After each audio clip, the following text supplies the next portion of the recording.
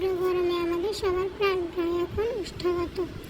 এ সময় বিভিন্ন ধরনের শরবত আমাদের প্রাণে আনে স্বস্তি। তাই এখন আমের শরবত আমাদের শরীরের জন্য খুবই উপাদেয় পানীয়।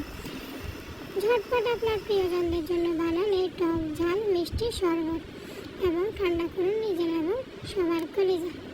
হয়ে উঠুন সবার প্রিয় পাত্র।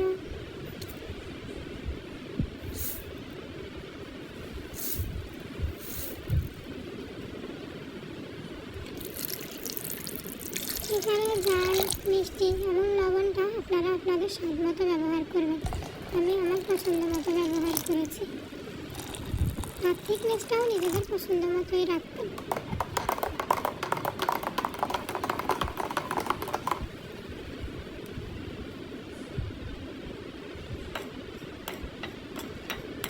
চিনি এবং মরিচ দিয়ে চাইলে আপনারা ডেকোরেটিংটা করতে পারেন, না হলে স্কিপ করবেন।